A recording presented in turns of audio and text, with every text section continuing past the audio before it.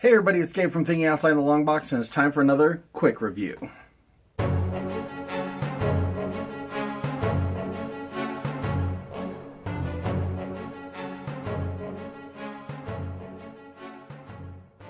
Hey, so today I'm going to talk about something that kind of annoys our listeners when we talk about it on the podcast, but I really want to talk about this particular brand of it because I just finished the first season and it was really, really exciting and really fun in a different way. So today, wrestling!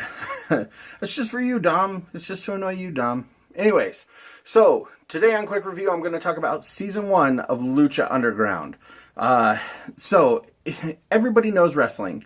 You know, everybody watched Hulk Hogan, everybody watched the WWF like a billion years ago. You know, they remember Hogan body slamming Andre the Giant, what a big deal that was. Everybody remembers the Macho Man, and, you know, everybody remembers like Ravishing Rick Rude and Rowdy Roddy Piper, all of that, Jake the Snake. And we've seen a lot of kind of behind the scenes exposés with stuff like Beyond the Mat or Behind, I don't know. But the one that kind of follows like the sad state that Jake the Snake was in for a while.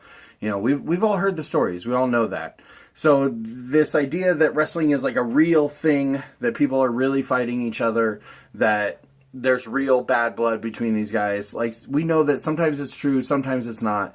But that in a lot of ways, wrestling is a very scripted thing. So why not take that to the next level? And that's exactly what Lucha Underground does. It takes the idea that wrestling is a story that you're creating and that the culmination of storylines are involved with a combat sport. So you have these people with, you know, vying for power amongst each other to get that belt, to get the, you know, the benefit from the owner, but taken to like this level. See how my hand went off screen? This level. Lucha Underground raises the stakes of the plotline significantly. It does things like actually kills off characters, or, you know, has people in the background that are doing things like, there's a character named Dragon Azteca, okay? And he comes and saves this lady before she's about to murder the owner of Lucha Underground, Dario Cueto, okay? And so he saves her from that and then takes her to like a secret hiding place where he trains her in the ancient martial art of Lucha Libre. Like, it's kung fu, it's grindhouse, it's this idea of wrestling taken to like its ultimate extension. There's a guy named Pentagon Jr. who, you know, finishes his matches by breaking the arms of his opponents, all as sacrifices to his master. And as you go through, he's calling out further and further to his master until in the season finale there's this massive plot twist as to who his master is. But it's also paired with one of the more brutal hardcore matches that I've ever seen. Like, I mean, not intense like Japanese death match, like blowing up C4 corners, but like definitely a violent match. This is what ECW could have been if it was willing to give up a little bit of the realism. That's what makes Lucha Underground so much fun, is that it knows that you know. It knows that you know wrestling is real in the sense that people are doing something physical with each other that is athletic, but it knows that it's not real in the sense that who wins and loses isn't necessarily up to chance, and probably more often than not isn't up to chance. There's a lot of interesting ideas. Instead of a tag team, they have trios, which is 3 guys. They have a belt that is kind of like the Money in the Bank briefcase, except for once the belt has been cashed in, 7 amulets go out, and then people have to win those amulets, put the belt back together, and then those 7 people wrestle for that belt again.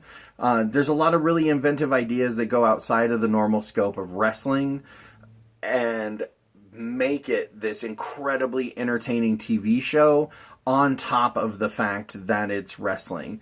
And it gives you the chance to say, I'm going to make this grindhouse movie about wrestling that has blood and violence and all this stuff in it, while actually using real people, real blood, and real violence to get the point across.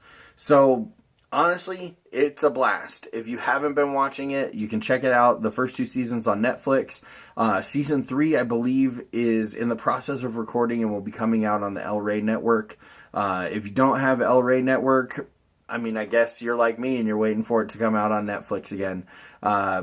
Like I said, I've only finished the first season. I'm really excited to dig into the second season. It looks like it's a little bit different, and it looks like it's in a bigger space. I watched like the first half of the first episode yesterday, but it'll be interesting to see where they go with it. Hopefully they can keep up the excitement and the plot lines, and I mean, in a lot of ways, the goofiness. Like, it's so crazy and over the top. Like, there's a wrestler named Drago who comes out dressed like a dragon, and when he leaves the arena at the end of the season, he like flies off in a ball of fire like a dragon would. Or Aerostar, who shoots into space because he's a spaceman.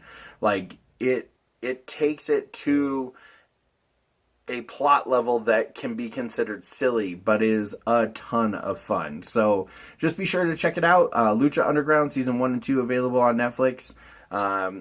Hit us up with any questions or comments. You can find us at www.totlb.com, which will lead you to all our social media sites. We'd love to hear what you have to say. And of course, subscribe and leave a comment here.